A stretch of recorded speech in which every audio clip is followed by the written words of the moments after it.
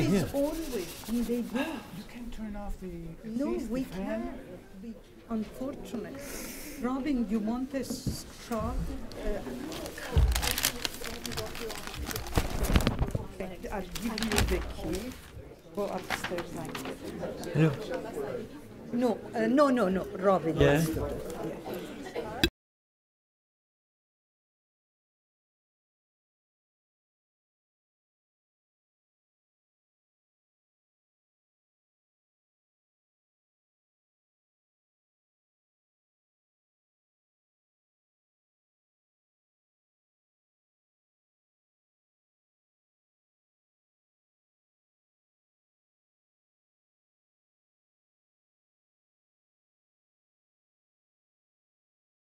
And went to get her coat and Bijan Hajib.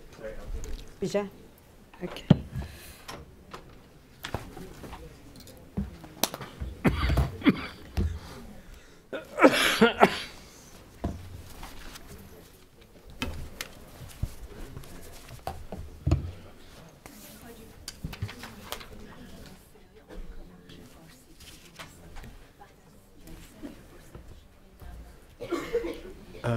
خلينا بس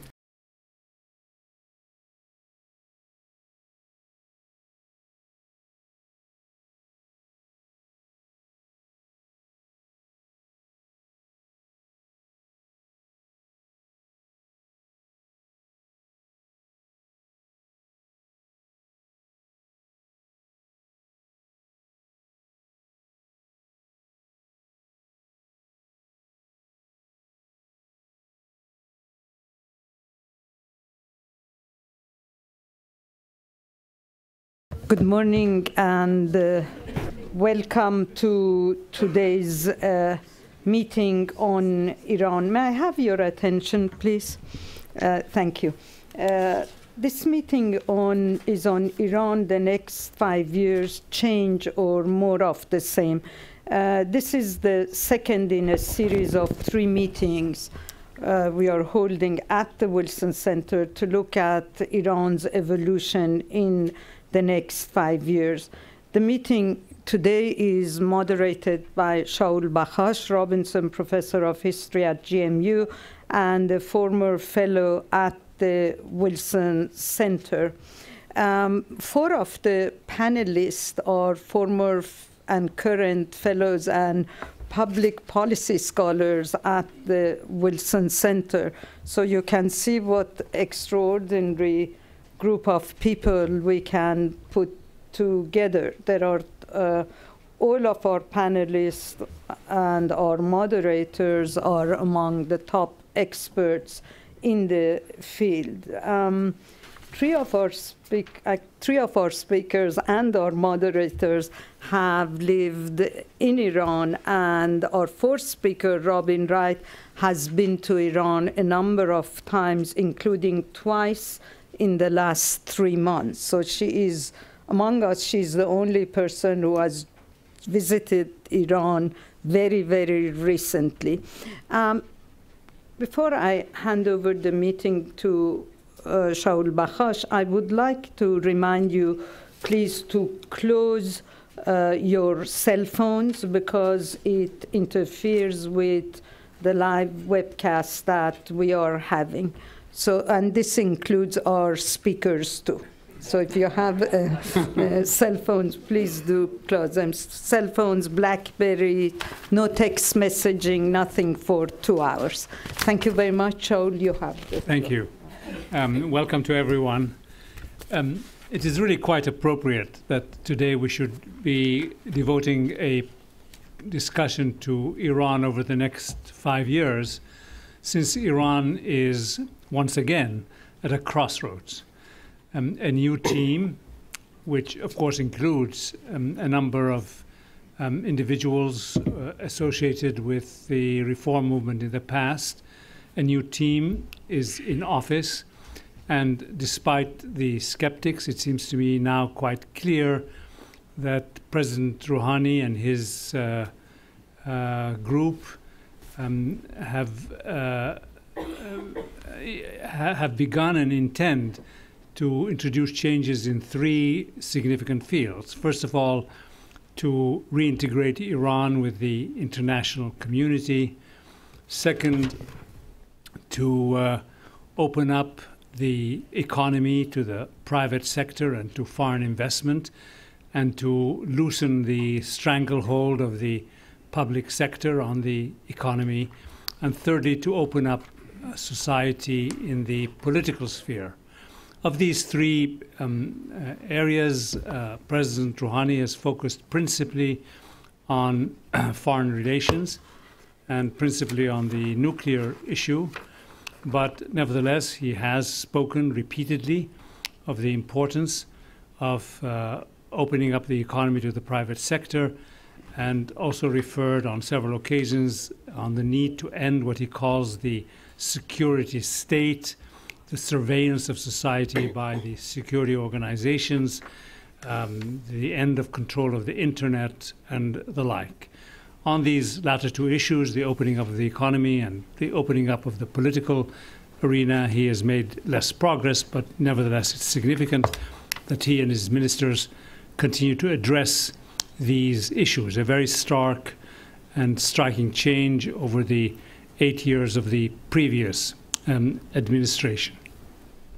In a way, we have been there before. Iran, under the presidency of Hashemi Rafsanjani in the early 1990s, and then under the presidency of Mohammad Khatami, which followed, attempted a strong turn towards pragmatism, both in economic and foreign policy, and under Rouhani, an attempt to fundamentally change the nature of political society. In both these cases, some progress was made, and we still live with the consequences, the positive consequences of those two attempts.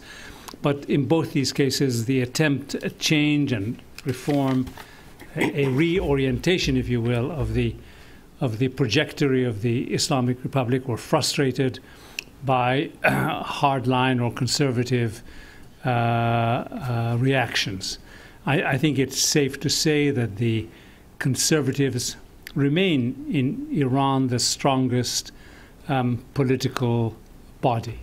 So today we're once more at a moment when an attempt is being made to reorient Iran in a significant way, and it's quite right. Then we should look at the next 5 years. I don't have to introduce the speakers. You have their bios.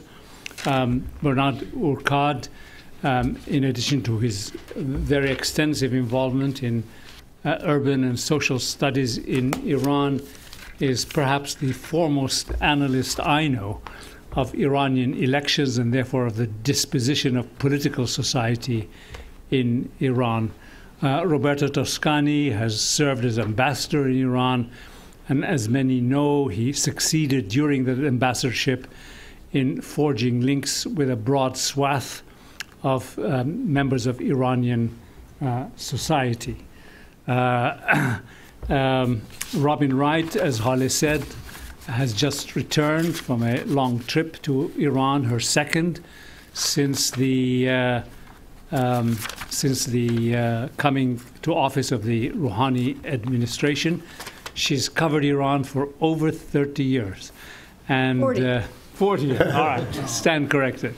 And in addition, by the way, those who've been privileged with her emails, in addition to being a first-class journalist and reporter, she's also a superb photographer of the Iranian scene. And finally, Bijan Khajapour, of course, has followed the Iranian economy for many, many years, and he'll share his views on the prospects for the Iranian economy today with us. So we begin with Bernard. Thank you for giving me the opportunity to share with you not by knowledge about Iran, but by ignorance about Iran. We don't know anything about this country. Since after 35 years of revolution, society has completely changed. And during the 5 years, nobody went to Iran. And those who were living in Iran had to go out of Iran. And it is just a few months that people are coming back to this country. So let us share this non-knowledge about Iran. But the fact is that Iran is a republic. Of course, a republic in the making, but a republic shaped and rooted by 35 years of political struggle and competition, electoral fraud, and multi-layered despotism. But in Iran, elections matter, in spite of frauds. What happened in 2009 was a demonstration that elections has become a major political and social item in political life of Iran. And even official data can be used to decipher the political life in Iran. So after 4 years of the mandate of Mr. Rouhani, the next parliamentary election will take place. And these elections are quite important. However, even if this election in Iran, the Majlis, is not, of course, the core of the political system, the supreme leader is above everything. But today, with this republic in the making, maybe the parliamentary election will be a very strong landmark in the history of political Iran today. And especially in the emergence of a new consensus. Rouhani was elected last year, a few months ago. It was the outcome of a consensus between right and left. Everybody was agreeing to find a solution, a medium solution, a central solution to take Iran out of the deadlock where they were. So let us have some data about the existing situation in Iran. The first thing which is at stake in the next elections, which will be very central, is, for instance, ethnicity. We are sometimes speaking about the fact that Baluchistan, Kurdistan, or this regional ethnical problem will be a major issue in the elections. Not. As you can see in this map about the last election of Rouhani, we can see that in red, you have got the provinces, the Sharistan, where Rouhani was strongly supported, more than 80% of the vote. It is, of course, the Sunni population, not the Baluch population or Kurdish population, the Sunni population. And you have got in beige, in yellow in the middle, the average situation of Iran, people supporting Rouhani at 50–60% of the vote. And the other colors are interesting. In full green in Khuzestan, in the southwest of Iran. These people, of course, supported Rouhani, but Rezai was very important in these places, and he got more than the average percentage of vote. It means that there is a local pattern in this election. Same thing for Radibov in Khorasan. And so we can see that, of course, ethnicity is important in Iran. If you are a law, like Rezai was, you can have the support of the people, but you cannot be elected president of the republic. You have got 10% of the vote, and that's all. But you are defeated. To be elected in Iran, you have to be victorious in the central place of Iran. And in blue, you have got people voting, of course, supporting Rouhani, but where the conservative people were stronger than the average level they had usually in Iran. So we can see in a country where, of course, 50% of the population, 51% supported Rouhani, but there is a diversity of the vote, but this diversity is just a nuance in this vote. And so this ethnical or regional challenge is not very important. The second point could be the situation in larger cities. We are usually speaking about cities and villages in Iran. This division is no longer efficient. If we want to see really the difference between those who are supporting movement, reforms, and the future of Iran, and those who are much more conservative, we have to deal with the cities. As an example of Tehran, you have got the city of Tehran and the vote, more or less the same map that we had previously of cluster analysis. We have got in dark green the places where Rouhani was strongly supported. Don't take into account Firuzkoh and Talleyrand, where there is nobody there. But take into account Shemiran, the northern part of Tehran. People there supported Rouhani strongly with 60% of the vote, not 80% in Tehran. But in central Tehran, in southern part of Tehran, and even in Varamin, Rouhani didn't have the majority. So the difference between the core of the city, downtown city, old cities, the core of the cities, and the suburbs of the cities, where today 20% of the population of Iran is living, is much more important than the division between cities and villages. But who are the people living in suburbs? We don't know exactly. So one of the question mark about the election is who are these people living in the suburbs? Some of them in Tehran, in Karaj, for instance, strongly supported Rouhani. Those in Varamin didn't. Why? I don't know. But there is a major issue. So we have to deal deeply inside the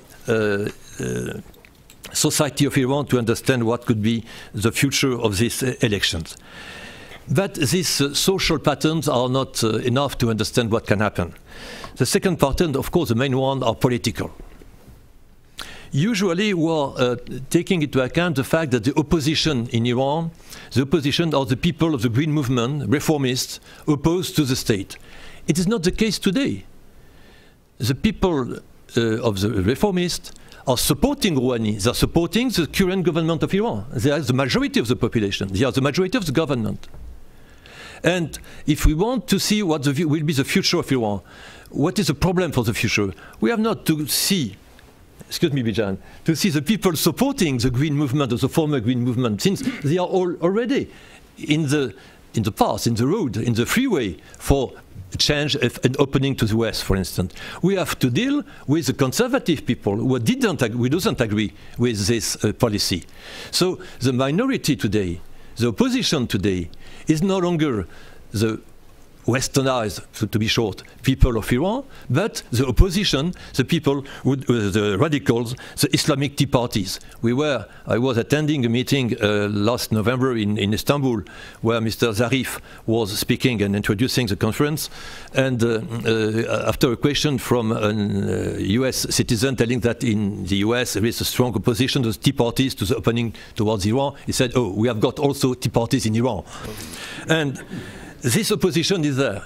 So the main question we have after the future of Iran, dealing with the future of Iran, about the next parliamentary election, is exactly the situation of this minority. Today, this opposition, this radical opposition, is not so strong. Recently, in the 13th of December, there was a strong, huge manifestation, demonstration against the division of Mousavi and those westernized people in Iran. And the General Nardi, the chief of the Basiji, he was prepared to chair a meeting of 1,100 people, 100,000 people. He had 300 people in front of him. He cancelled the meeting. Recently, 23 MPs asked for an impeachment for Mr. Zarif. 23 MPs, and there are 290 MPs. So, of course, this minority, this opposition to the government of today's Rouhani's policy, they are strong, they are efficient, they speak in the newspapers, in radio, in TV, in the media. They are very strong, they speak very loud, but they are the minority of the Majlis. And so, where can we find the future of this Majlis? Let us start from the situation, the current situation. We have got on the left the Majlis before the previous Majlis from 2008 and 2012. The conservative were, of course, at the time of Ahmadinejad, very important, more or less 2/3 of the Majlis. But what is the current situation today? We have got the real opposition, conservative people, the hardliners, resistance Paydari group. 25%, 25 Majlis members, 10%, 9% of the Majlis. Some who are devoted to the guide, to the Republic of Islamic leader, Mr. Khamenei, United Motahed group, and Resistance Party. 57, both of them are 30% of the Majlis. And of course, a group of 22%, 65 MPs are supporting the Supreme Leader, that's all. We have got also some reformists in dark orange. But the most important group are the independent people. Who are the independent? 1/3 of the Majlis. These independent didn't want to support clearly the hardliners or the people who have been fighting clearly against the Green Movement in 2009. but they didn't want at the same time to be seen as supporters of the westernized green movement. So they declared to be independent. It was somewhere courageous to be independent at that time, even if some people among them are more radical than the others.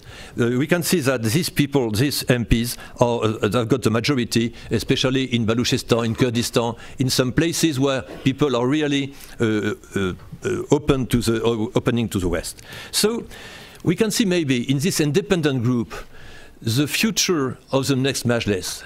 What is exactly the pattern of the next Majlis? The pattern of this next Majlis is to support or not support the opening of Iran.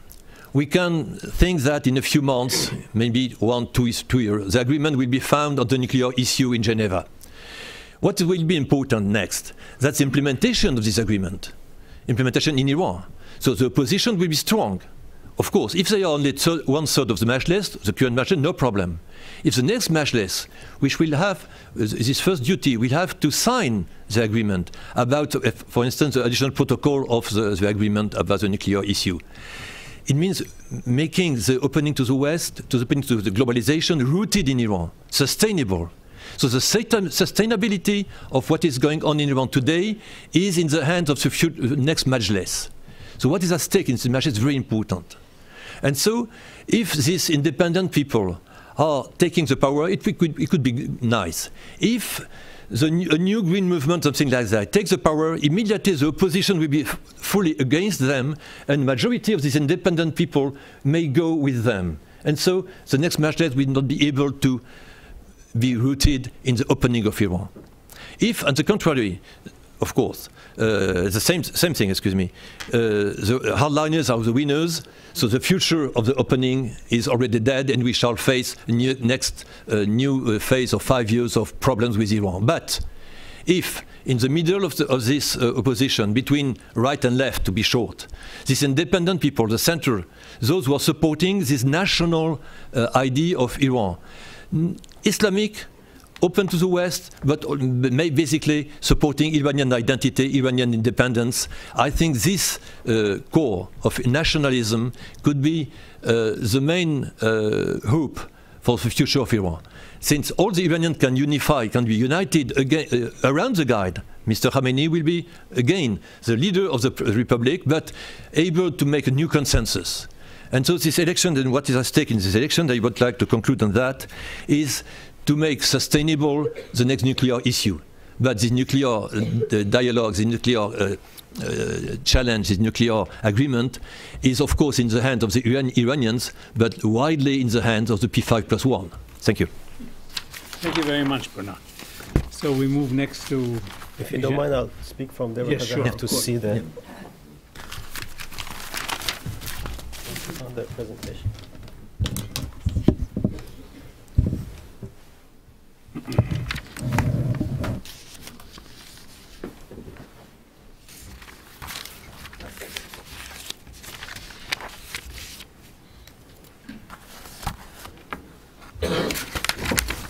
Thank you.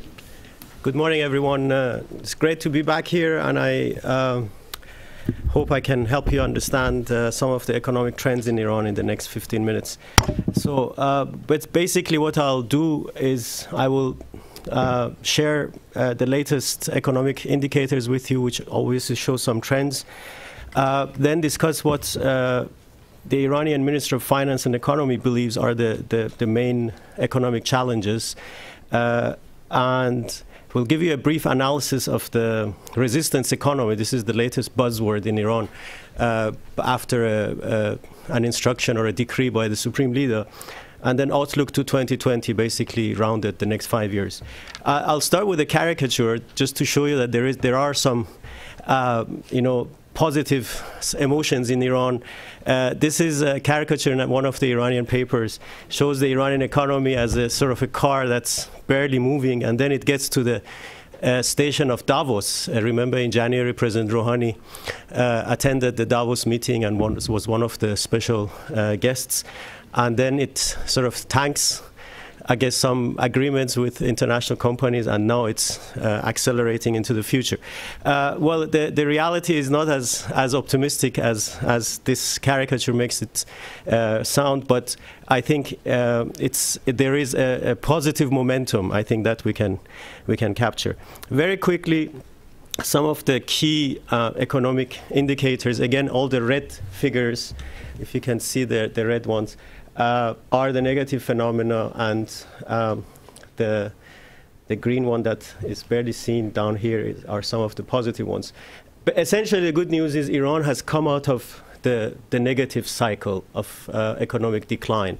Basically, this is the current Iran, or actually the year that just ended a few days ago. We just started the new year, so in the year that just closed a few days ago, there will be a slight economic growth, and considering that it is after 2 years of economic decline, especially last year's 6% decline, it's good news that the country has moved out of that cycle, and for the next Iranian year, we do expect a 3% growth, which is good news, even though it's far below what actually the country needs. I will get back to that.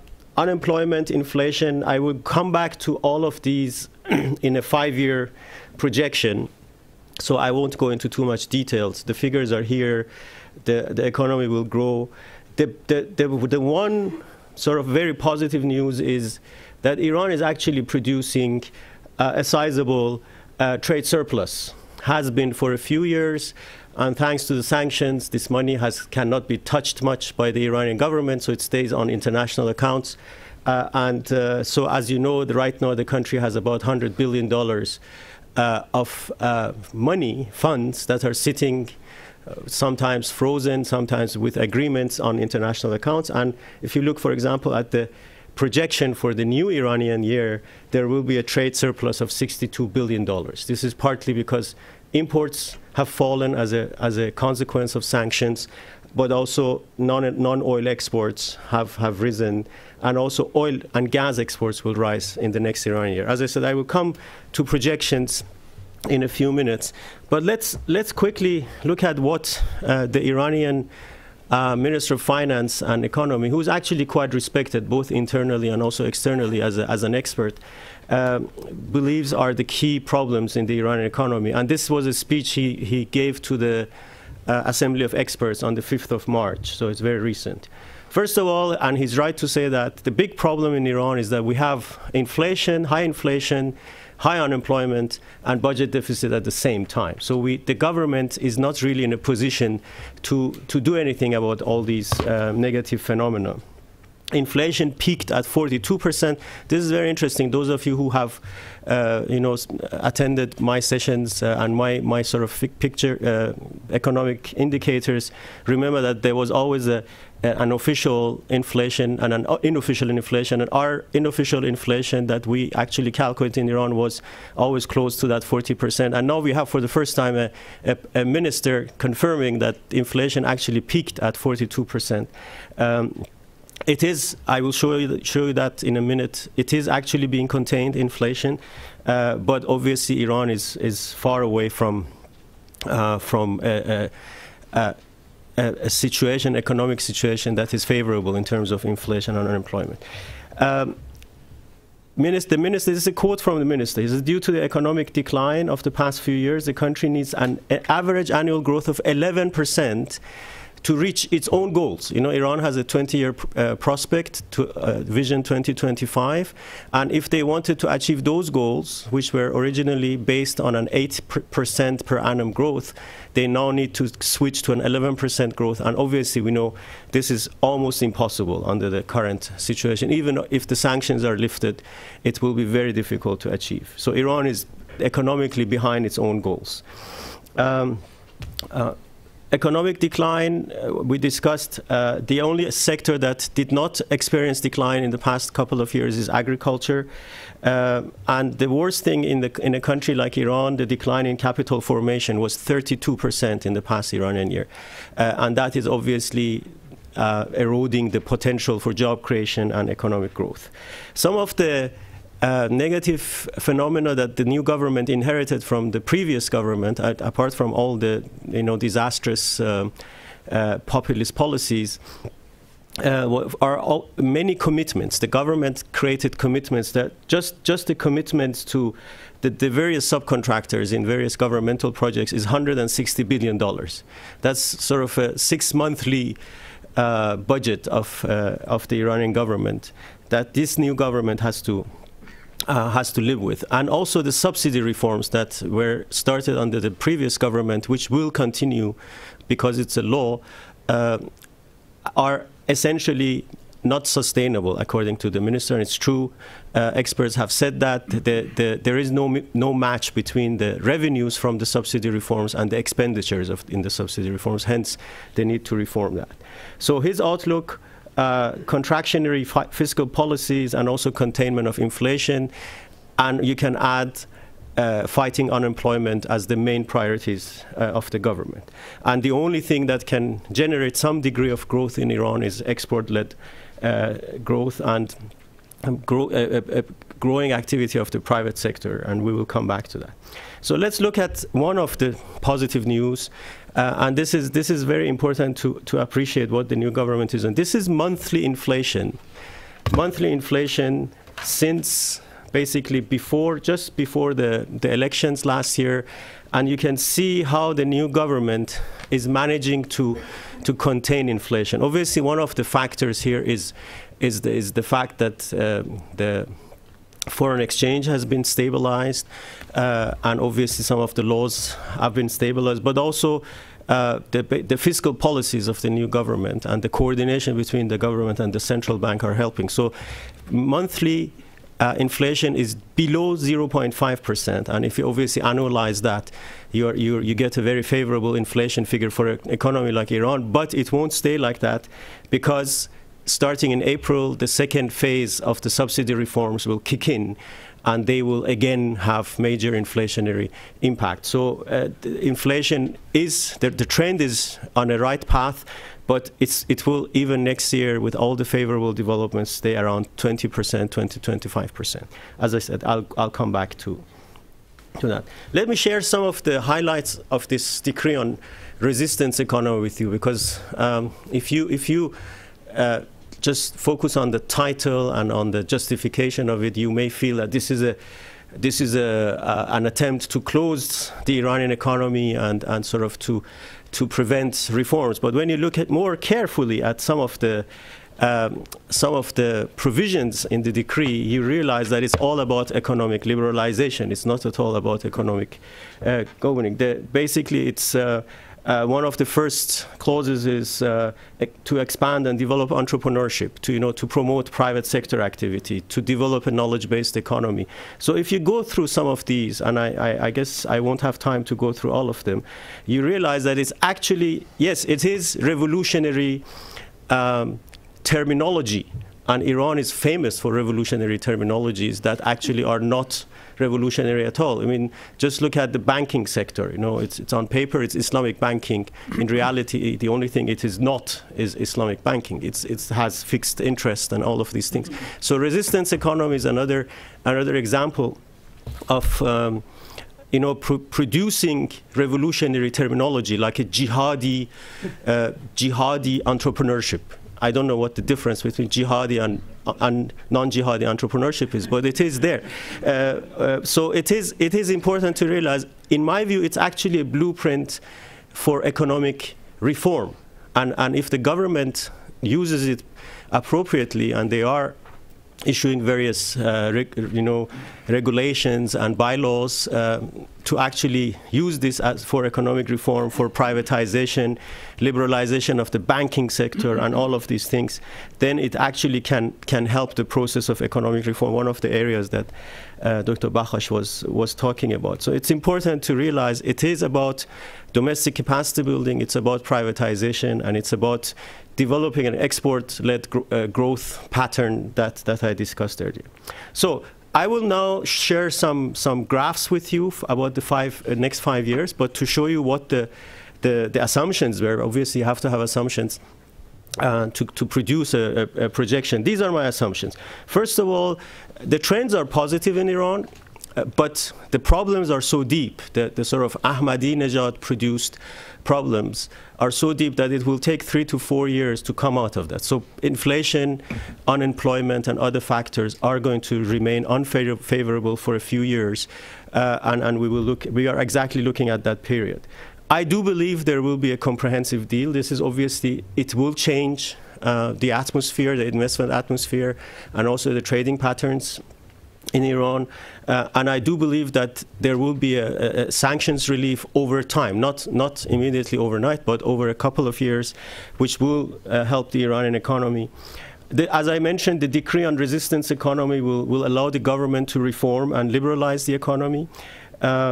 And the Iranian economy will grow modestly. It's not going to grow at 8% or 10, 11% like some would like to see it grow, but it will grow at 3 to 4% real growth, so inflation-adjusted growth.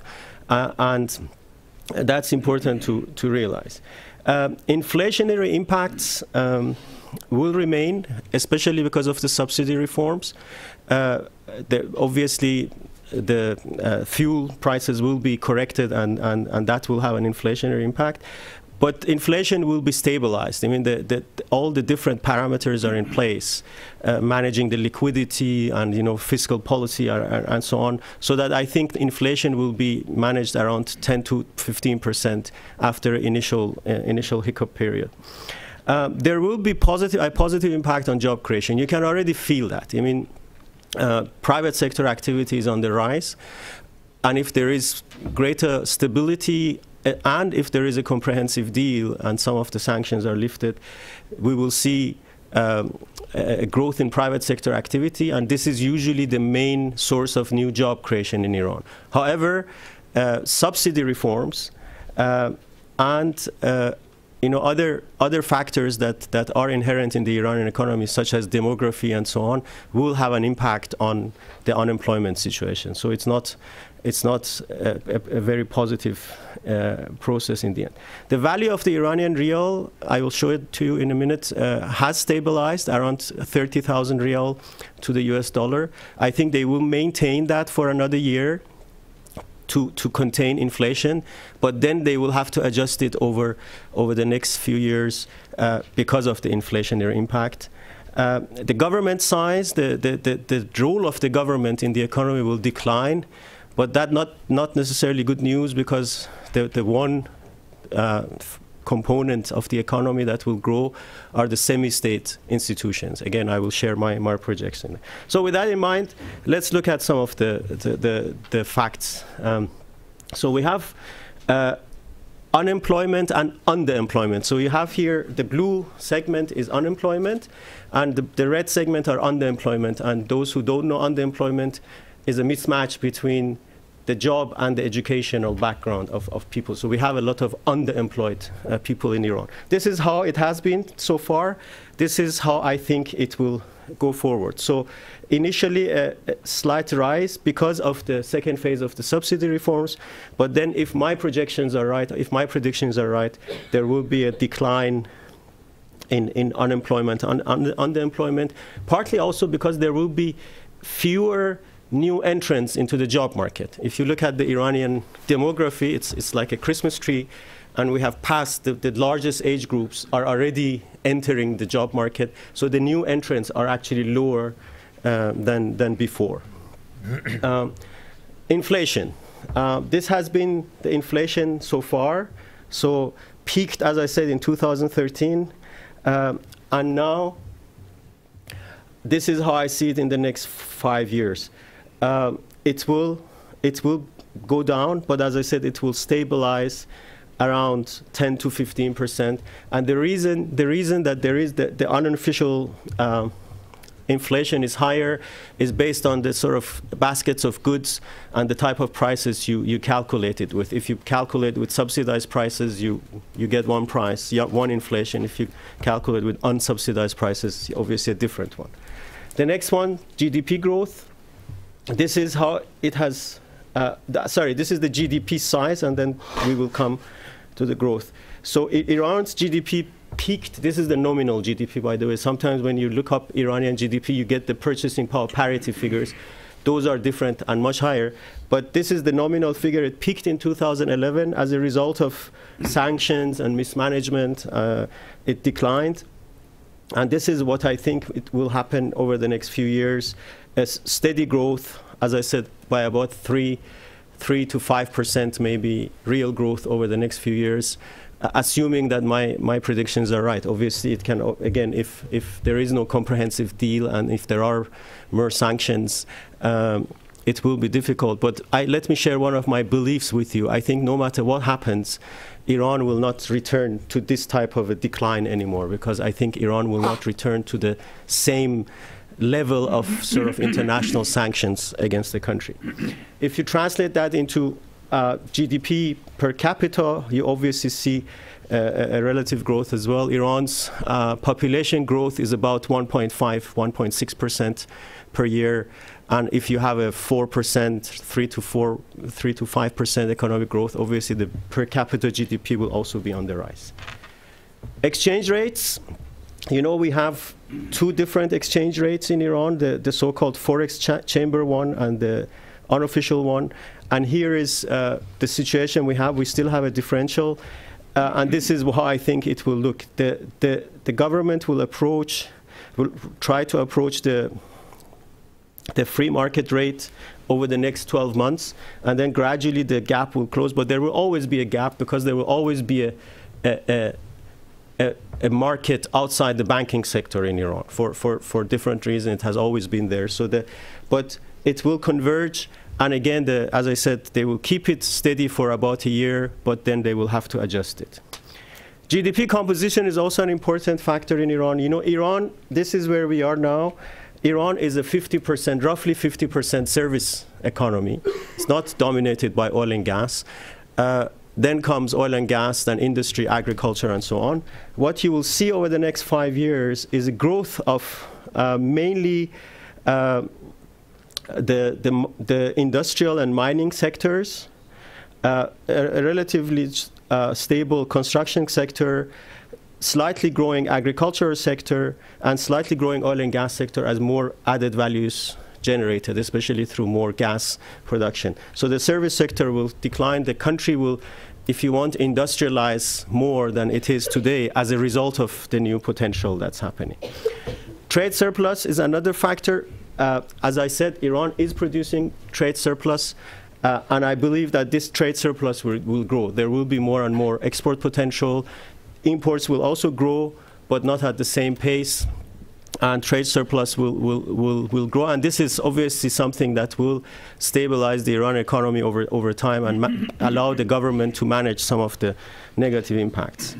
As a final outlook, composition of the economy, as I mentioned, the role of the government will decline. I started this in 2005 when the government owned about 50% of the Iranian economy. And I wanted to share with you how the government size, the role of the government, ownership of the government in the economy has been declining steadily. And I think it will end up at about 20%. The main element gaining in the next 5 years will be the semi-state institutions, the foundations, the military and religious organizations, and so on. And we can obviously argue whether this is good or bad, but this is the reality that's happening. That's what all I've prepared. I look forward to your comments and questions. Thank you very much, Peter. Turn next to Roberto. Thank you. I will try to say something about the prospects for democracy in Iran. Not too long ago, this would have been in the category of science fiction. Now it has become a thriller, which is slightly better.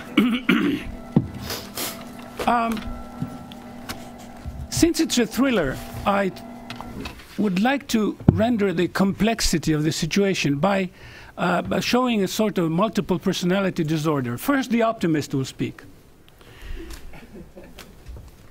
First point for the optimist case. Iranians seem to be pretty much unified in wanting their country to become a normal country, which sounds minimalistic, but it is not in the Iranian case. Normal country means not a pariah, not a country that doesn't allow its citizens really to travel, in the sense that they can travel, but they're not accepted. The visas are a problem, and the general image that Iran has in the world is very negative. And this is resented even by people within the regime, even by conservatives. So there is a fundamental coincidence in wanting to overcome this handicap.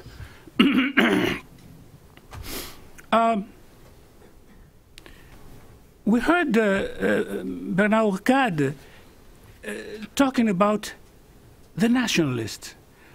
Well, the nationalists are behind this attempt at change. In some countries, nationalists are for a conservative, hostile attitudes toward the world. In Iran, nationalists are for opening up. It sounds like a paradox, but it's not. Sounds Iranian. And then, yes, it's Iranian. And then one aspect. Since these days we're talking a lot about Russia again, after a long, empty space, at our peril, we made a mistake in leaving that unattended, that sector. Let me compare my own experience. I was in Moscow recently and was flabbergasted at finding how anti-American Russians are. Not the regime, everybody, the intellectuals, common people. I said, and I could compare it to what happened in the 70s, where I served as a diplomat for 4 years. At that time, it was the other way around. The regime was anti-American, but the common people were pro-American. Now, Iran today is like Russia was in the 70s. Any American who goes there will discover that there is not only there is no hostility, but there is a lot of openness and friendliness towards America. This means that a policy of normalization does not really have, in public opinion, any strong opposition. There are people who are against, but for reasons that are more strictly political. They are not cultural. They are not deep. Second positive point. At the political level, Rouhani's victory has been made possible by a convergence of the liberals that were repeatedly defeated. Although they were able to introduce some changes, especially in the political culture of the country, and the moderate regime people that we call them the centrists. What we have now, actually, and since I'm European and especially Italian, I know about coalitions. This is a coalition government with all its shortcomings, because coalitions are by definition unstable and you don't know what will happen, but also they cover a wider territory in the political spectrum. I must confess, I like Khatami very much, but he didn't have a chance. He was too much out of the mainstream. Out of the mainstream. Now Rouhani is in the mainstream. Third point. Often one hears skepticism on whether the Iranians mean it, or it's all, I heard something about wolf in sheep's clothing, that sort of expression that I think you heard. As a matter of fact, there is a proof that that is not the case. The people who have come back to the government in Iran are the best and the most progressive and the most liberal people that were there before Ahmadinejad. And they were scattered to the winds. Some went to abroad, some went to think tanks, some were parked in very minor jobs. And now, if you look and if you hear, we were talking about names just a few minutes ago, they are back. I think that's a pretty good sign. Fourth point. The nuclear issue was the main stumbling block to normalization, but if it is solved, it can work the other way around. It is the main asset, the main passage to a positive evolution of relations. So the biggest obstacle, if solved, becomes the biggest occasion. Fifth, Iran is defined as a theocracy. It was never really 100% theocracy. It's a bastard system, constitutionally and politically. There is everything. There's some democracy, some theocracy, some dictatorship. Political scientists go crazy trying to define it. But there is something about religion that's very, very interesting. It's not that Iranians will all become Voltaire atheists, but there is a very specific way of applying Shia religion. I'm talking about Velayat Faqih. I'm talking about the rule of the supreme guardian that is less and less popular also within the high clergy. What's growing, I think, I'm not an expert of Shia religion, but apparently in Qom, which is the center, which is the quote-unquote Vatican, what's growing is a tendency that is more similar to what you see in Iraq with Sistani. Of course, religion is in the public space, exerts influence on politics, but there is no claim to running the show politically. So if this is true, things will shift. I'm saying this because if one thinks that the only solution, the only possibility for democracy in Iran is a secularist system in the French style or in the Ataturk style, there is no hope. What could be important is to draw a distinction between religion in the public space as an influence, as an inspiration, and religion as a political, let's say, hegemonic actor. You know, when Ahmadinejad was elected the first time in 2005, I was there, and I heard some liberals, pro-Western, you name it, saying, well, after all, it's not so bad. At least we get rid of the clergy. Well, that was a mistake, wasn't it? So let's focus things in a different way, and they are going in that direction. Religion is not on its way out, but the theocratic component is not what it used to be. Last point, culture, which is very important. I've been speaking to some Iranian artists who are traveling, some of them are abroad, and they tell me that something is happening. More spaces are being opened, people who were banned from producing films or plays are being readmitted. You know, there is a new Minister of Culture which apparently is more open. And this, for Iran, which is a country that gives a lot of importance to culture, is important and is positive. But now the pessimist comes and says, first, Rouhani is the president, but is he the real president? He's more like a prime minister, really, and the president is the supreme leader. The question is, why is Khamenei allowing for this, let's call it still, experiment? It's not surprising at all. Under Khamenei, we have Rafsanjani's modernization, Khatami's liberalism, Ahmadinejad's populism, and now we have this thing which is normalizing relations and becoming, also from the point of view of the economy, something more viable, something more sustainable. But you know, all these stages were allowed, even promoted, and then when something seemed to be getting out of control, the supreme leader put limits, curtailed, stopped, contradicted. It can happen to Rouhani also. And there are some signals. Why the opposition to freeing Mousavi and Karoubi? Because that would be a signal that things are normal, that the people who protested in 2009 are legitimate, and that is a bridge that the supreme leader doesn't want to cross. And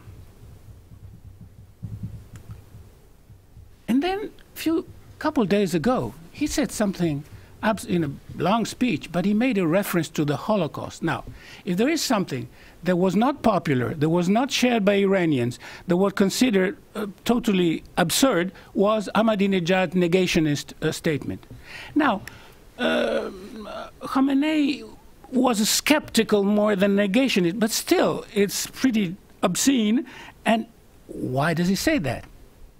To prove that there are limits. To prove that normalization, yes, but. So the signals are, okay, go ahead, but I'm keeping an eye on you, and be careful, don't go too far. So this thing is developing for very powerful internal substantial reasons, but under this conditioning, under this oversight.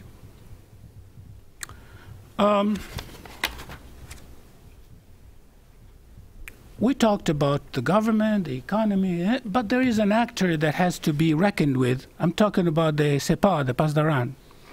They are powerful politically, they're powerful militarily, they are the really functioning armed forces. They have the best tools, let's say. And they are also powerful in the economy. To which extent is it possible to go ahead against them? No, Rouhani knows that he cannot go against them, but there are signals that in the economic area, he's trying to say, you can go on handling that share of the economy, but don't think that you can expand yourself more to really exert a hegemonic control over the economy.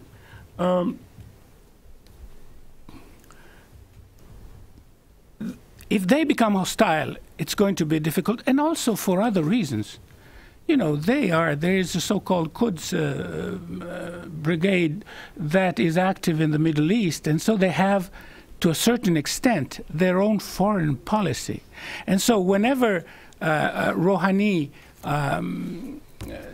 talks about normalization of a relation, and Zarif in the Middle East, of possibility of negotiating also over Syria, they are on another wavelength, and they can do something really to prevent. So this is also a definite limitation.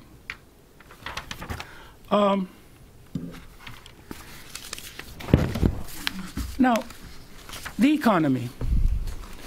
The picture that was painted by Bijan is indeed much more optimistic than it was even a short time ago.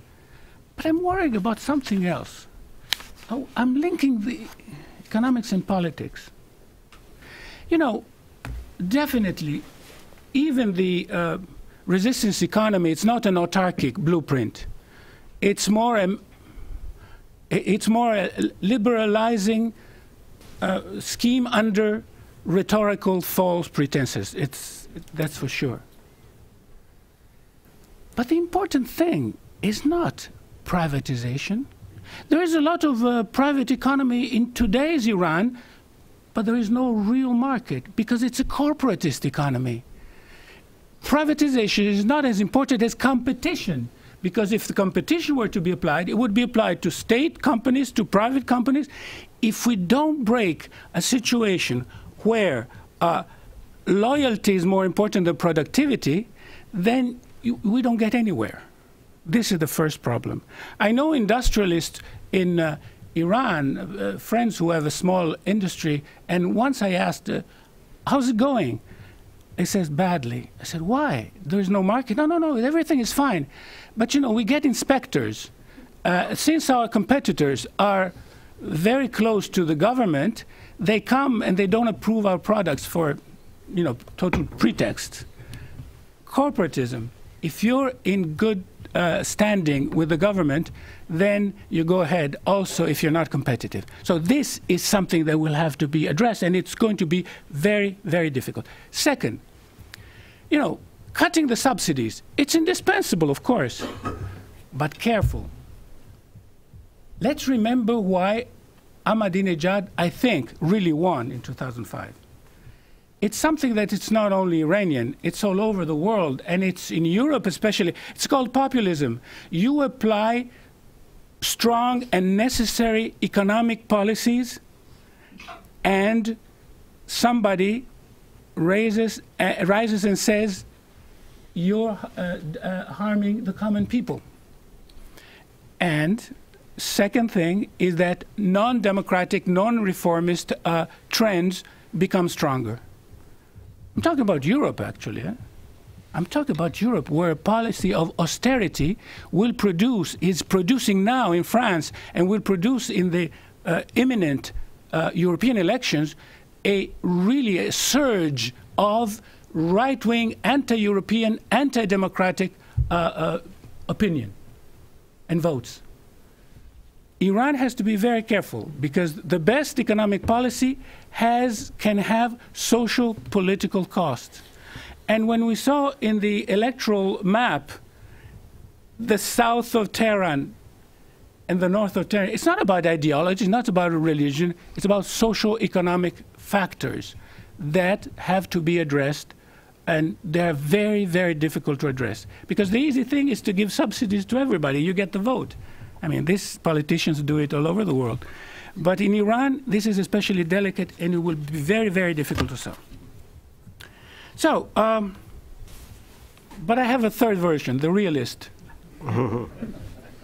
Now, things will be decided by Iranians by the basis of internal contradictions, tensions, and so on and so forth. But the external dimension is not irrelevant. It's not neutral.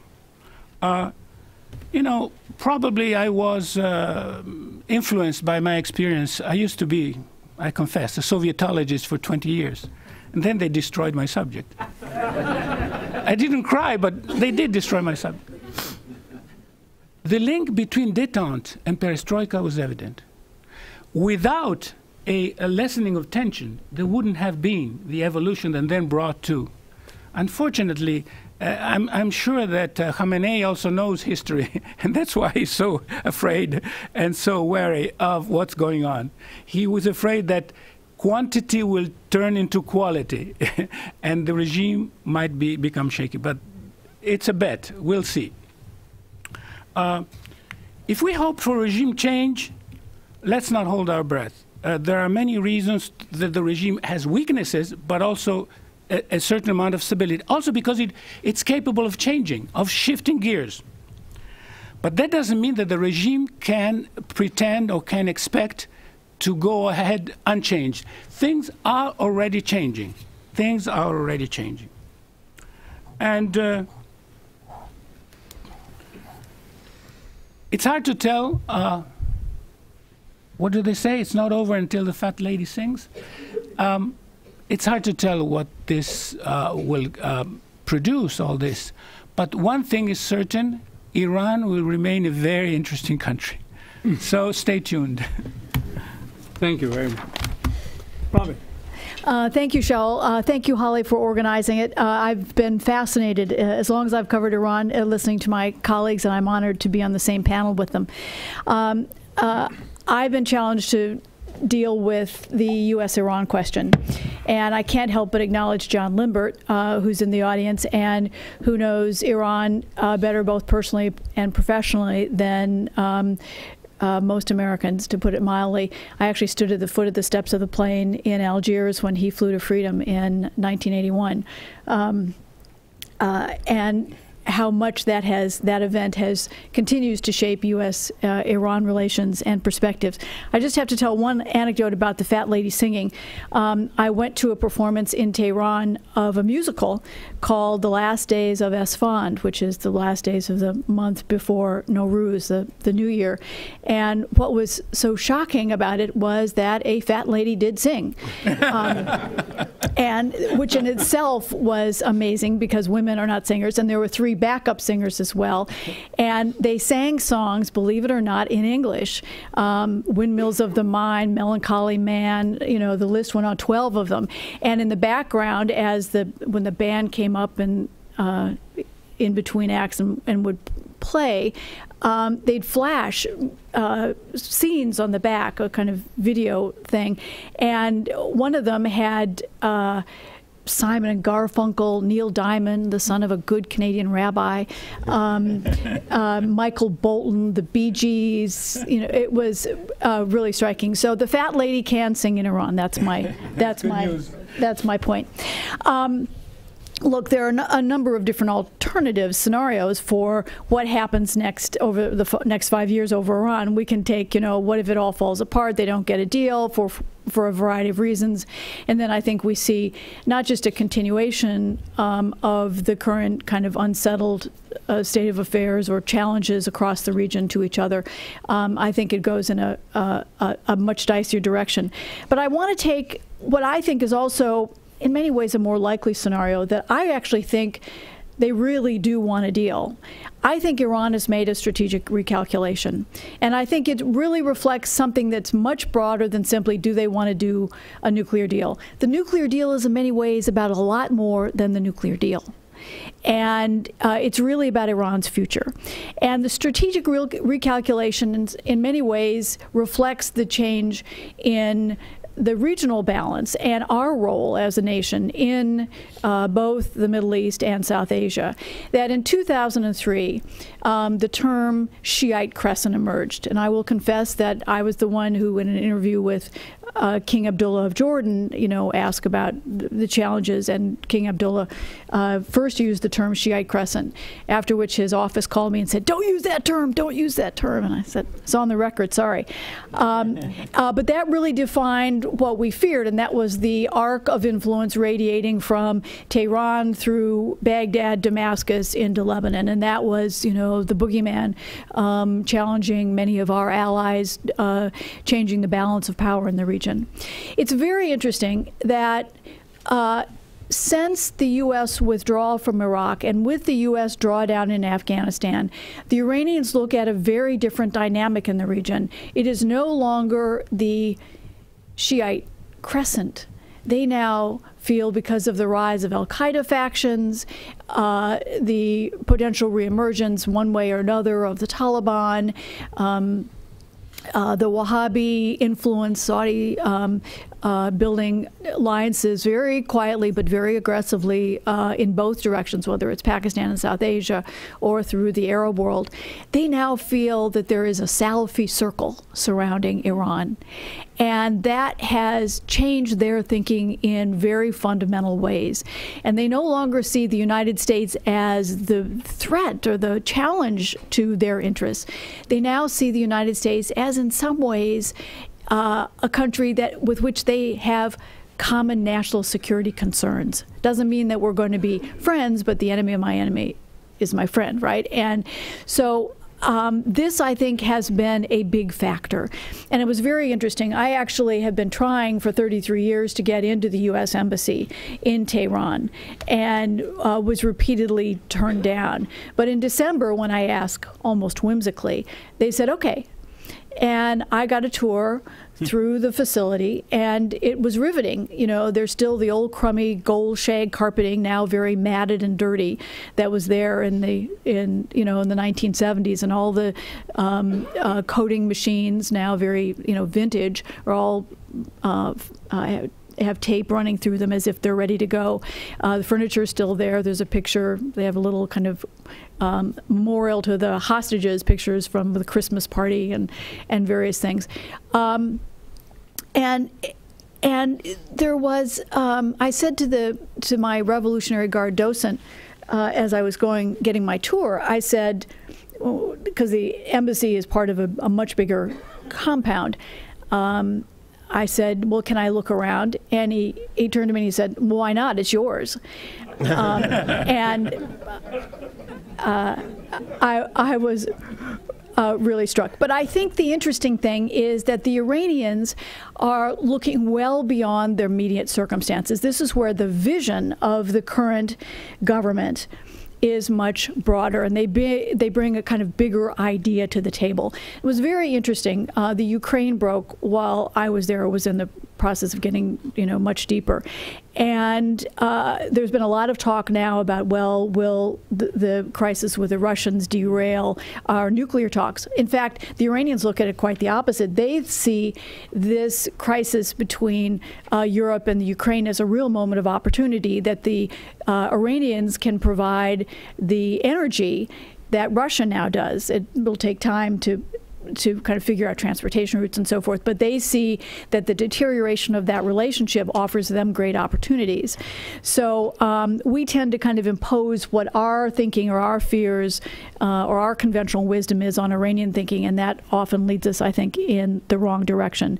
So I think the second reason we've touched on that the Iranians really are in the midst of a strategic recalculation has to do with their own economic dynamics, and I actually think it's mismanagement, corruption, and the growing economic gap that motivates them even more than sanctions do. Sanctions is a problem, but what's really striking is I covered the Iran-Iraq war, and during those days, because there was rationing of basic, of gasoline to something 68 liters a month or something, it was very small, of meat, of rice, of all kinds of basic commodities. And you'd go to a store and the shelves would be bare. It was just stunning. But there was a sense that everyone then was suffering one way or another, whether it was the fact that their sons and uncles and fathers and brothers were on the war front, or that there were these restrictions that even those who lived in North Tehran and had a bit more money could buy maybe a bit more on the black market, but everybody suffered. Today, I kind of on a lark, I went to one of the many Porsche dealers in Tehran, and they can't keep them in stock, and they cost $300,000. A Carrera 911 S. I learned a lot more about Porsches there than I have in the United States, and that there's this profound gap. And it's reflected in the aftermath of the Mayor housing project, which was such a colossal disaster. It was Ahmadinejad's great populist economic policy. He was going to develop this housing project to give people homes, and it, they were unlivable. And so there is a sense not only is there this really opulent wealth, but that there is this unaddressed poverty, and that a revolution carried out in the name of the oppressed can't survive that way. And so they think that they need investment, they think they want relations. So their strategic recalculation has to do with their own revolutionary mission. And it's really striking that the original foreign policy was neither East nor West. And now it's both East and West, but, more as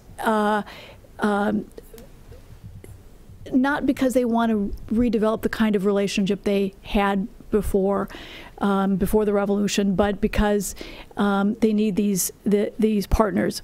Now, the third reason that I think it's really interesting that there's this, and I think there will continue to be outreach to the foreign community and to a lesser degree the United States, is because Iran believes it is strategically lonely. And we grossly underestimate, because of our own fears of whether it's Hezbollah or Islamic Jihad, the mischief Iran has been up to in, more than mischief, in Iraq and Afghanistan, and providing weaponry to groups that challenge the American military presence, that they think ethnically they are a minority both, on every single border. That as a religion, as Shiites, they are a minority within the Islamic world. That it's quite interesting. When I had long conversations about Syria with top officials, all the way to the top, among the decision makers, several of them, and they talked very realistically. There's no love for Bashar Assad. They don't think of him really as an ally. It is a strategic, or it is a tactical partnership. It is not a strategic relationship. And they make what I think is a very important distinction in understanding their relationships. And I think Iran will continue to be lonely in its identity, both politically and in terms of its relations with the outside world, because it thinks of itself as special. It is exceptionalist in its attitudes and the way it forms policy. But I think that when they look at tactically, what is it that will make them players in the region and in the world? They understand globalization in many ways, much better than the Arabs in their neighborhood or even the South Asians, and they want to be part of it. And they will make those tactical relationships, even if they don't develop a great strategy. You could make the argument, and I've been thinking about this a lot lately because I'm doing a big magazine piece out of my trips. And in many ways, revolutions are not very good at foreign policy. They're pretty lousy at it, at least initially, because of their arrogance, their idealism, and their sense of exceptionalism. And it's really pushing their agenda rather than thinking wisely what's in their long-term interests. The fourth reason I think that there will continue to be this opening to the outside world that extends well beyond and has more to do than with a nuclear deal is because of the demography. The majority of Iranians have now been born since the revolution. The majority of voters have been born since the revolution. They don't have the passions of their parents either against the monarchy or for the revolution. They have a very realist agenda, and that, I think, was reflected in the election. It was also reflected in the fact that the clergy has made, very important sectors of the clergy have made a fundamental decision. I went to see Ayatollah Gharavian in Qom in December, and he had been a key campaigner for Ahmadinejad. He had been on a board of the foundation of Ayatollah Mesbah Yazdi, who was the ideological mentor to President Ahmadinejad. And all he could talk about was how ruinous Ahmadinejad was for Iran, and how the clergy had turned against him, and the clergy in Qom had voted, he believed, and I don't know whether we can prove this, but in large numbers, far more than the majority, the simple majority, for Rouhani. And he even talked about this. He'd met somebody from the University of Minnesota, and he was very excited about the prospect, now that there's opening, of making a trip and seeing this friend he'd met in Minnesota. So when we talk about change, there is in some ways, for all the invoking of ideology or revolutionary creed in their policy decisions, in many ways there's a greater flexibility than we give credit because of the pressures, and we saw that reflected. And the fifth factor is, I think their goal is a little bit more realistic. We kind of think, oh well, nuke deal and then the door's open. They think in terms of breaking sanctions, not ending sanctions. They're very well aware of the fact that there are additional sanctions that have been imposed because of their support for extremist groups, human rights abuses, and so forth, and that those are not part of the deal. That it's really the banking sanctions that have been imposed since the Bush administration that they want ended, phased out, and they know it will come not overnight, but it will be, part of a gradual process well beyond, even if there's a permanent deal. So, just to reflect how divided this country is on the question of opening up, there are four political factions in very general terms. There are two factions of reformers and two factions of conservatives or hardliners, and there are the radicals on both sides, and then there are the moderates on both sides. And it is the moderate conservatives, hardliners, or however you want to put them, and the moderate reformers. The radical reformers are not so crazy about the idea of a nuke deal either, because they think that will entrench the revolution, and in many ways it will. If we have a nuke deal with Iran, that ensures that this government, this form of government, this regime, the Islamic Republic, will survive. And that's one of their, I think, much bigger goals. but anyway, while I was there, Catherine Ashton arrived, and she was the latest of a deluge of foreign delegations going through Tehran from Poland, Mexico, South Korea. You know, it's not just, you know, little Tajikistan or, Central Asian countries or African countries coming through now. It's some of the economic players, and they're all salivating at coming back. And Catherine Ashton's trip was very interesting because it's the first time in 6 or 7 years that the Europeans have been through, and the goal was to talk about non-nuclear issues. It was to talk about a future. And it was a big diplomatic coup, and I was at the foreign ministry when she arrived, and I was there for the press conference afterwards, and we all got in to take our pictures and see them nodding and so forth, not shaking hands. But 2 days later, what was really striking was that there were billboards, huge billboards that emerged overnight in Tehran, all over Tehran, that had a picture of, half of it was Catherine Ashton and the other half was Saddam Hussein, and their faces had been merged together. And they were very upset because Ashton, at the end of her visit, and she had seen both hardliners, Jalili, the former nuclear negotiator, as well as Zarif, you know, Veliati, as well as Shamkhani, the National Security Advisor, former Minister of Defense, because she, at the end of her trip, had seen some women who had been human rights activists. And so these billboards said, "Where were you on human rights during Saddam's use of chemical weapons against us?" And the billboards marked, I think, the 25th anniversary of Saddam's use of chemical weapons against Halabja, against the Kurds. And there were pictures of some of the victims across the bottom. And Zarif was actually, and we don't know the full story, but he did not have dinner, as is the usual custom, when he then went to Vienna for the 6th round of talks on the nuclear deal. And normally the two of them have dinner the night before. And the Iranian press played this as, you see, he canceled it because of the controversy over Ashton's trip. Whereas the Europeans said, well, she was busy in Brussels and couldn't get to Vienna in time because she was dealing with Ukraine. So who knows what the truth is. It may be a bit of politicking by both sides. But it just shows that there are, whether it's the Tea Party in Iran, but it's the radicals on both ends of the spectrum who are not happy about what's happening. And so they have to deal with that reality, and we have to understand that reality as well. I did go to Friday prayers where there were 3 rounds of Death to America. They were not all that, enthusiastic. And when I kept talking to people about why why bother? And they kept saying, oh, it's meaningless, it's, don't you understand this is part of our tradition? And I said, no, I don't understand, and why? What do you get out of it? You see Congress could object. They ask questions every time. It's something that is symbolic of the tension. And they kind of scratched their heads and said, you don't get it? And I would make the case over and over, and I was struck by how many of them kept saying it's irrelevant. And this is where you get that gap in perception.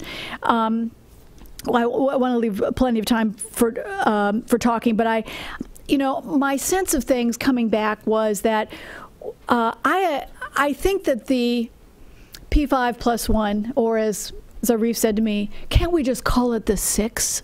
And the Iranians could actually come up with a deal in that room. Nobody will like it completely, but I think there is a will, because just for the very reason that the nuclear deal is about far more than the nuclear deal. It's about the future of Iran, its bigger place. It's returning to what it believes that historically is its rightful place in the world, its pride of place. My fear is less the parliament in Iran. I think the timing in some ways may work in the government's favor. But I do think I am concerned about the backlash here, and the timing in this capital plays much more against the administration, in the sense that we're in the run-up to an election. Ours is really, if you get a deal, the deadline is July 20th, or if it's extended a little bit.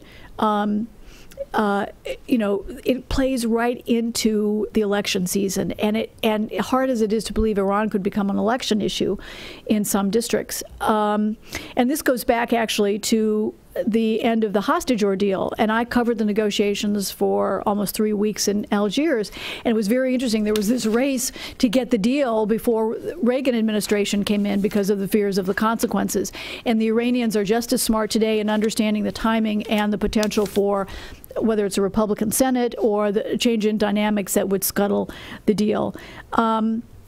Finally, on the point of the supreme leader and this bifurcated system and who's the president, who's the real power, and so forth.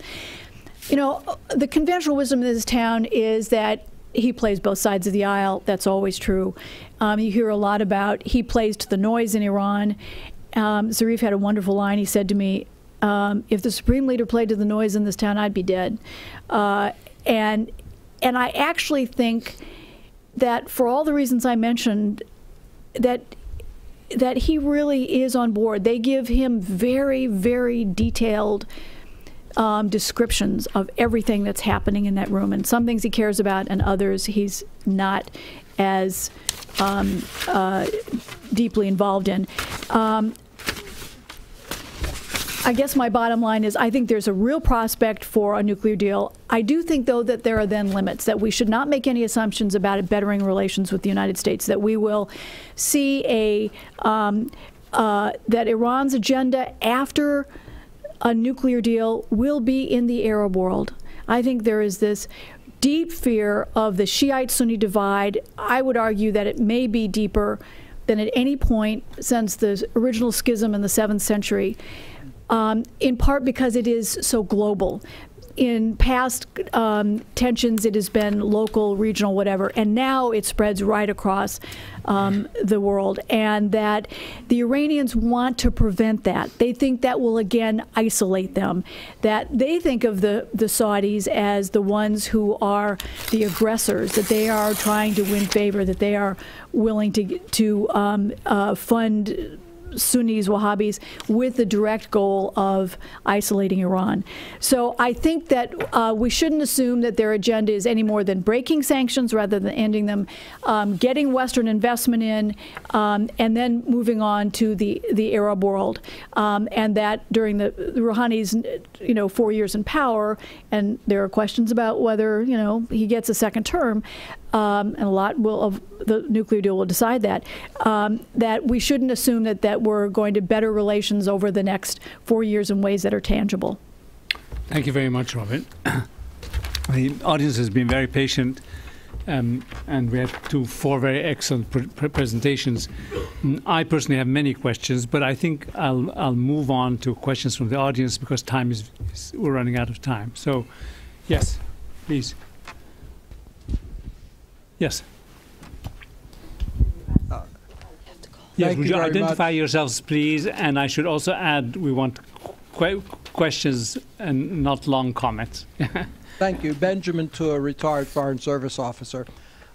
Both Robin Wright and Ambassador Toscano referred to, in different ways, a kind of openness on the Iranian side to negotiate on Syria. Could the speakers talk a little bit more about this, the signs that you're seeing, and how that would mesh with a possible U.S. shift in policy on Syria? I have especially in mind the recent closing of the embassy and consulates of Syria, which could be followed by breaking of relations and more aid to the opposition. I should say, by the way, that both sides, both the American side and the Iranian side, have been very explicit in saying that these current negotiations of the nuclear issue are about that only and exclude anything else. But, Roberto. Yeah, for Iran, Assad is expendable. If they can reach some concrete result by abandoning him, they would. So this is the first point. Second, I would like to link up to what Robin was saying about the Shia-Sunni divide and hostility. you know, now we're not at the time of the Shia crescent. There is a time factor here. Now we are at the time of the Sunni rollback.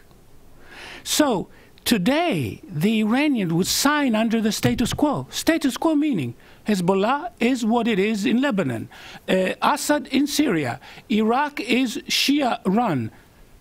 So they are not trying. They are not in an expansive mood. It would be like describing Brezhnev's foreign policy as a Trotsky who wanted to expand communism to the whole world. No, no, no. The Iranians know very well that the time now is of the Salafi circle. So they are afraid. It's not that they want Syria to expand. They would like the status quo to be defended. But is it possible to give guarantees that whatever the future of Assad, things will not deteriorate for Iran's interest to the point that they have to stick with Assad? This is the whole point. Can I add one? Yeah. Yes, I would like to emphasize on this point. The war in Syria is a war between Iran and Saudi Arabia. What happened in Syria, the beginning was a new Arab Spring as usual. But after a while, the Saudi Arabia and the jihadists started, and Qataris also in different ways, started to support the extremists and radical Islamists and Salafists and so on in Syria. So today, the problem for Iran is not the support of Hezbollah or to destroy Israel. It is a number 3 or 4 priority. But what is at stake is the national security of Iran. If Saudi Arabia is taking the power more or less directly in Damascus, it means that Baghdad will fall down. Yes. And Baghdad, it means 8 years of war. It's enough. So the national security of Iran is at stake in Damascus today.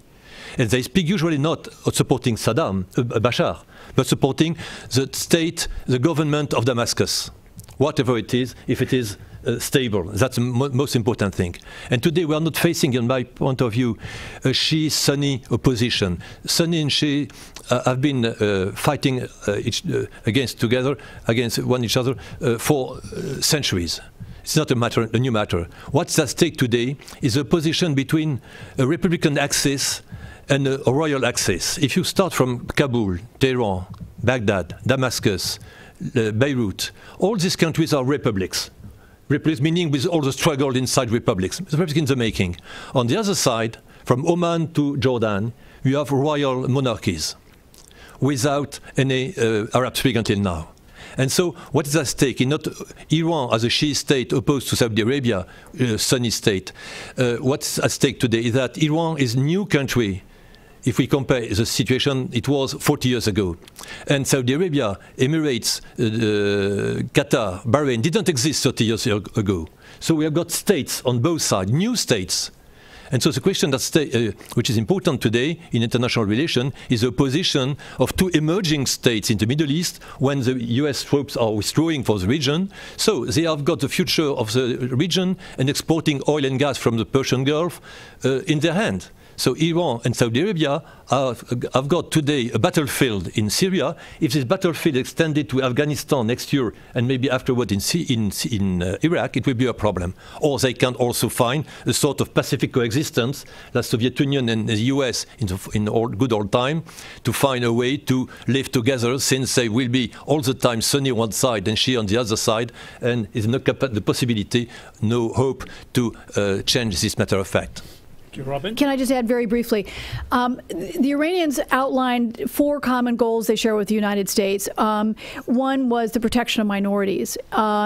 Second was democratic, internationally monitored elections that were credible. And there are a couple of others, but I think they're in a position that they're willing to lop off the head to preserve the body, and that the body is the government. They're, whether it's the role of the Ba'ath Party in the government, that they don't want to see the instability that we saw in Iraq with the total de-Baathification and the elimination of the military. They want the institutions of power that have been there. There's also, I think we make a mistake in talking about the the Shiite Alawite alliance. You know, Iranians like to say we're much closer to the Sunnis in terms of our goals, Sunnis of Turkey than we are to the Alawites. That we make a little bit, we leap to conclusions, and because it's simple for us to understand what might be there. I do think this is where I go back to that whole tactical thing. It's a tactical alliance, it's not a strategic alliance, and they're willing to walk away from it. I think that they assumed that by agreeing to go to Geneva, that was enough, and that's kind of typical, slightly slippery way that the Iranians have of saying, yes, we'll accept the framework of Geneva I in order to go to Geneva II, but we're not going to do it in public. And when they didn't, the U.S. and the Saudis particularly said, you can't come unless you're part of it. And I think that's the same thing with Iraq. I think they're not in love with Maliki, Prime Minister Maliki either. He happens to be the guy who's around at the moment. I think the Iranians will continue to support the regime in Syria and in Iraq to a certain extent until there is a viable alternative. That they are so worried about instability in the region and the rippling impact across the region. They understand that the map of the Middle East could be redrawn. They really get it. That they will do everything they can, the Quds Force, the Revolutionary Guards, the government, in helping Assad survive, because the alternative are the jihadis. And this is where we go back to the Sunni circle or Salafi circle. And so we shouldn't be surprised that even if they're willing, even as they are willing tactically to let Assad go and the wider family, that they're not going to do anything until the opposition, until the West comes up with a viable alternative. Thank you. Holly. Thank you very much. Thank you to the panelists. Bijan, what has been puzzling to me is that the Supreme Leader for 8 years supported the terrible, devastating economic policy of Ahmadinejad, while he could have stopped him at every step of the way, because he probably got it. And now he is supporting all these, the new policies, economic policies of Rouhani. You know, why? Can you explain this to me as an economist? You know, what happened? I mean, you know, the country went down the drain, and the Supreme Leader never said anything and continued to even stop Parliament from criticizing the government. Thank you. In the short time, I guess I will have to answer this question just very quickly. First, I think in Iran, it's never about the personal view of Mr. Khamenei or any of the key political stakeholders. It's about the balance of power. And as Roberto correctly described, in at least between 2005 and maybe 2009, there was a push towards correcting some of the failures of economic reform under Khatami. As Roberto correctly described, the economic reform, the economic liberalization under Khatami created a lot of social tensions and social issues, which paved the way for the populist ideas that Ahmadinejad brought in. Then by 2009, I guess people realized all the shortcomings of the populist policies, and this is just very in brackets. I don't think Iranians will go back to the populist policies, even if Rouhani fails in some of the economic policies. You know, we Iranians have a longer memory than you Europeans, so it's a different dynamics in Iran. We now know how bad it was. We know 2009, the whole process. Well, Mr. Khamenei supported the election of Ahmadinejad and could not detach himself so quickly. But I think by 2011, it was very clear that even Mr. Khamenei had a problem with some of the policies, and obviously he was getting reports about, for example, what a disaster the Mehr housing project was, or other policies. But as I said, it was about the balance of power. Ahmadinejad and his policies also had supporters inside the business community, inside the elite, inside parliamentarians. For example, I can here also make a comment about Bernard's excellent presentation. I agree that the majority of the next parliament will be independents. But independents in Iran are usually local people concerned about local issues. Mm-hmm. And as long as the government invests in local projects, they will support Ahmadinejad. So the balance of power shifts towards Ahmadinejad. Then comes an election where the supreme leader and all these people who supported Ahmadinejad realized that it was just a 6%, potentially just 10% support in the society. So the whole balance changes. So I think if you look at it as the balance of power within the political constituencies, you can understand that Khamenei didn't have another choice. But you can, to be fair to him, right now it's similar. He's supporting some of the government initiatives, even though he maybe not necessarily fully aligns with those policies. And yet I wonder, we have 8 years of ruinous economic policies which the leader didn't step in to stop. And I just add a comment. I wonder whether he is not as powerful as we think. Mm. Okay. Yes, a question here, please, in the front row here.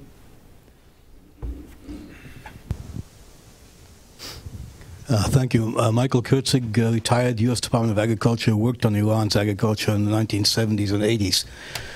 Would the panel comment about the forecast for Iran's global terrorist reach?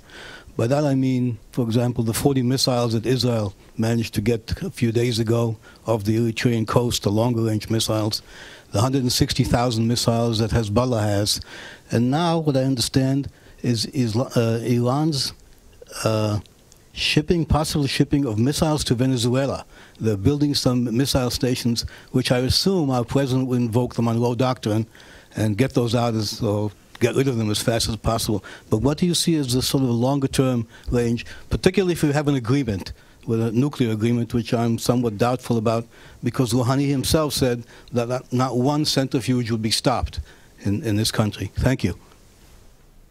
Would like to take that? Yeah, Roberto. This thing of helping your friends by unorthodox means is a game that was played before by many countries and is being played today by many countries. Now, the important thing is the political context. I think these things can be increased or decreased as far as the political framework supports one or the other. I don't think that the Iranians are crazy and they want to repeat the Cuban Missile Crisis and threaten the U.S. from Venezuela. I think we're going to science fiction here. But definitely, Venezuela, their strategic isolation is so total. They even like Venezuela. We prefer another path, that of normalizing relations with the U.S. and Europe and so on and so on. But in the meantime, they take whatever they get. And in the Middle East, yes, it's true. They have been investing in, for instance, in Islamic Jihad. And we don't know enough about these episodes where arms are intercepted. I let's say, refrain from final judgment on that, because whenever you enter the field of intelligence and covert operation, usually we know about things at a certain distance in time. But it is true that they're not necessarily benevolent, and we have to be very careful. That's for sure. Shaul, can I make a quick comment? Yeah. My assessment is that in these sort of strategic decisions and some of these sort of national security decisions, Iran is rather reactive as opposed to proactive. Mm-hmm. So if whatever you want to call it, outreach to terrorist organizations, to different sort of strategic challenges in the region, Iran will react. As long as Israel continues to say the military option is on the table and we are considering, what do you expect Iran to do? To just sit back and relax. So if you want a change in the Iranian behavior, there has to be proactive change on the other side, whether it's Israel or Washington or Europe. That's very important to understand. Henry? Henry Precht.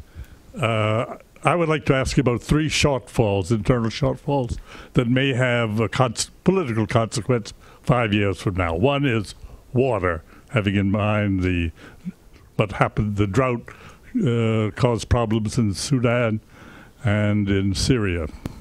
Another is the absence of government policy on population growth. And a third is women's rights. You see, What's the last one? women's rights. I'll take them. Okay. I actually spent a good deal of time talking to environmentalists in Iran, and it's clear that this is a huge and growing problem. And that's one of the, I think, in the kind of second tier of issues that are pushing them in a direction. Lake Urmia, which is the largest lake in the Middle East, is now drying up. They didn't realize even a decade ago how bad it could be and how the consequences could spill over across the border and create friction with neighbors. 4 of the world's 10 most polluted cities are in Iran. I mean, you know, one of the things there was a rain while I was there, and everybody was celebrating that, you know, you could actually see across the street. This is, when I was there in December, it was terrible pollution, and you feel it in your lungs. I would not be surprised if there are a lot of real pulmonary diseases. Water resources is a growing problem. Lake Aral, I mean, the whole region faces these water issues. On what was the second one? Water population. It's very interesting. You know, I actually did stories about its population program during the 1980s when they introduced what was, in many ways, the most original or imaginative population planning, where everything was free. They'd called on women to breed an Islamic generation, and in the 1980s, and the population doubled from 34 to 62 million. And so it was kind of the moment the government of God plummeted to earth, and they began to realize they couldn't feed, clothe, house, educate, and eventually employ those people who are now the majority of voters. And so they introduced a program where IUD, condom, Norplant, tubal ligation, vasectomy, everything was free. And the clerics on UN Population Day got up and gave a sermon to have, you know, only replacement children, 2 children, where they had 35 women go door to door like Avon ladies, preaching the benefits of population. So, you know, under Ahmadinejad, they began to realize, oops, we now have such a bulge that is so disproportionate and is moving into the system that down the road, the young population won't be able to support them. And so they made this appeal to, you know, breed more children. And economically, there are even those who are more open-minded who say, well, there's a reason for this. And it's very interesting that this hasn't really taken on, I think, substantively among a lot of Iranians. They made that leap. They understand the benefits of whether it's health, education, prospects for employment, especially with women accounting for over 60% of the university population, that they're into the system and they don't want to change their lives. So I'm not sure that it's going to have the huge appeal. It may change the numbers a little bit. I'm not sure if we're going to go back to 6 children per family rather than it's now under 2. On women's rights, look, in December, I saw Khomeini's granddaughter, who is actually married. Her brother-in-law is President Khatami, and she's a human rights activist, and she comes from within the system. She's not, you know, kind of North Tehran type. And she said, as women rights activists, we know that we have to kind of put aside our goals right now because it's so important that we get the nuclear deal, that if we get a nuclear deal, then Rouhani will be strengthened and he can then take on other issues, which I thought was interesting. I did see Nasreen Sotoudeh on this trip, and she's a women's rights activist who was in jail for 3 years. Very noble, brave, tiny little thing. I tower over her, and I'm 5'1", and you know, there is still a very strong human rights community in Iran, and I think that after that little wave of releases right after Rouhani took office, there hasn't been anything. And there is a sense that the broader human rights picture needs to be addressed, and that women's rights kind of play out after that for the time being. May I add just a comment about population? Iran is the oldest country. The mean of age is the highest in the Middle East after Israel. So Iran is an old country. The people below 20 years old are very low in number in Iran. So don't speak about the youth of Iran. The youth doesn't exist anymore. But what is important, because politically they are very important, the population between 20 and 45 years are the strong majority of the population. So the active people, voting people, working people, or asking for work, that's much more important. Second point, the women issue. For Saudi Arabia, what is important? What is the Iranian threat? The nuclear weapon? I don't think so. The traditional military action? I don't think so. What is the Iranian threat for Saudi Arabia? It's women of Iran. The social, cultural change that happened in Iran because of the struggle of women in Iran, this new Islamic women that happened in Iran, that have been made in Iran, is the main threat for the Middle East. A sustainable threat, not a political one, not a change in 2 weeks, but a sustainable for long-range issues. I think that the most important revolution done in Iran during the last 35 years is, of course, the changes among the female population. Yes, over here. I'm sorry. Yeah, go ahead. This question is for Bijan, Faye Mockler with NIAC. You mentioned that part of the economic reform will be to minimize the role of the government in the economy. With the Sepah actually owning major economic sectors in Iran, how are they going to reduce that? I mean, how are you going to take the power away from the Sepah at this point? Thank you. Well, in Iranian understanding, there is a difference between the government and the Revolutionary Guards. So when they talk about the declining role of the government in the economy, they talk about the executive power, not about military organizations or other organizations. And I showed it in my charts that basically privatization essentially transfers a lot of the ownerships from the government to the semi-government, and that semi-government includes the Revolutionary Guards. I don't think you can reduce the role of the Revolutionary Guards in the Iranian economy. In fact, they have a lot of corporations and a lot of capacity. The only thing you can hope to achieve is that you make them more transparent and more accountable. A similar process that actually happened to the so-called revolutionary foundations under Khatami. If you remember, when Khatami came to power, there was absolutely no accountability or even no taxation of revolutionary foundations. And gradually, all the laws were introduced to do that. I believe that if Rouhani manages to translate this sort of resistance economy decree to economic reform, he will introduce a number of laws on how Revolutionary Guards companies have to become more transparent, have to observe the laws, and I agree with Roberto, the issue of competition, that they should not, in his very first speech to the Revolutionary Guards, he did say that I wish that the Revolutionary Guards do not compete with the private sector. How far that will be achievable, we'll have to wait and see. But I think the will is there to reform the structure. But the role in terms of ownership is not going to be reduced. They're already very powerful corporations. Can I add one thing real quickly? The person to watch in Iran today is Ali Shamkhani, who's the National Security Advisor. And what makes him interesting is his relationship with the current crowd of the Revolutionary Guards. He was Minister of Defense under Khatami when many of the current leadership in the Revolutionary Guards were kind of junior officers and respected him and had to report to him. So he actually has leverage over them in a way that Jalili never did, even despite his war credentials and so forth. Shamkhani is in many ways a very dynamic figure, and his position on the new question is very important.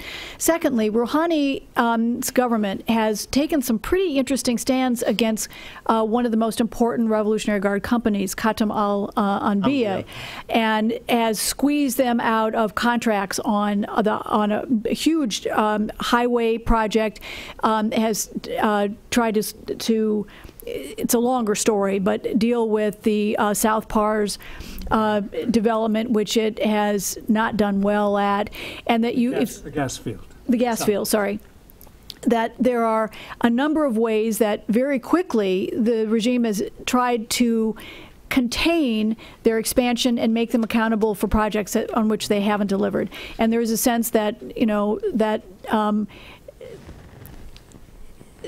the Rev Guards know they've got to deliver more economically, that they can't make a lot of assumptions. And that's an interesting dynamic to begin to change this process. Yeah.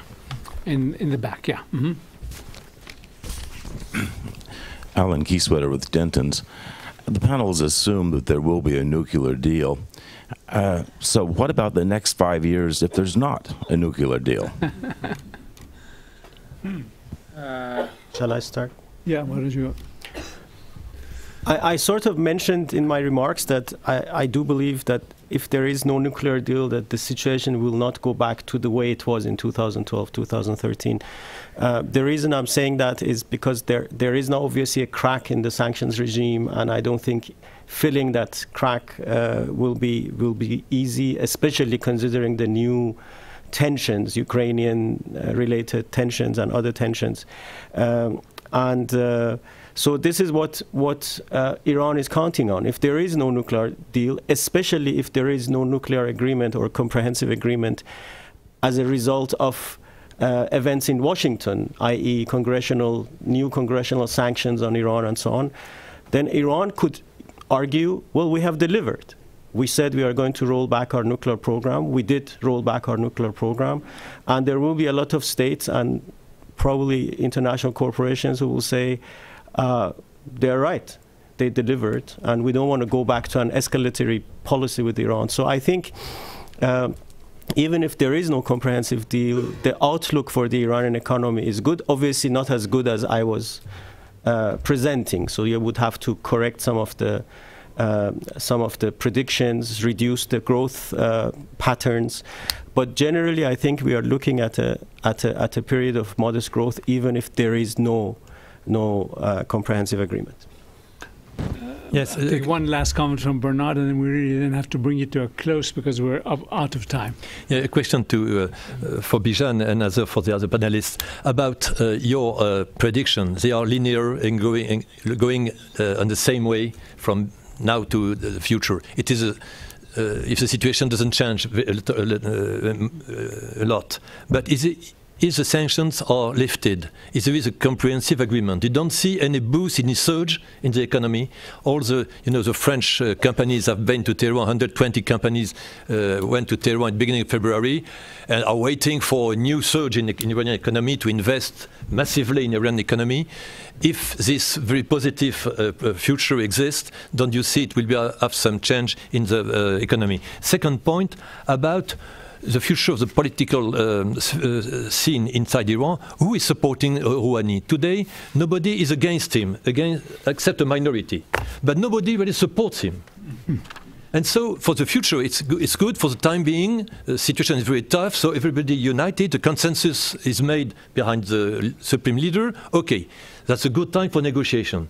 But afterwards, they have to find a sustainable policy with a strong leader, a strong majority in population, in the Majlis, who is able, what political dynamic, what political group is able to give to the next government a sustainable help.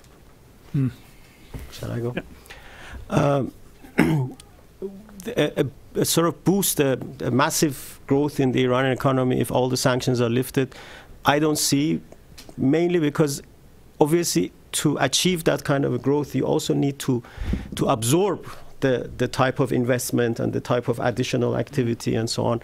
And experience shows that it's very difficult to achieve that in Iran. So let's imagine all the sanctions are lifted and there is suddenly a huge boost in foreign investment in Iran. Mm-hmm. I hope it doesn't happen because a lot of the foreign investors will be disappointed because the capacity is not there to absorb that investment. When you say, come and invest, you need to have the subcontracting capacity. You have to have the infrastructure. So I think the Iranian strategists also know that it has to be a gradual growth that the country can absorb and can digest, and where there are not the same social disparities and challenges that come with it. I do believe that that's a more realistic and sustainable scenario. Well, I would just thank then our panelists for a very interesting morning.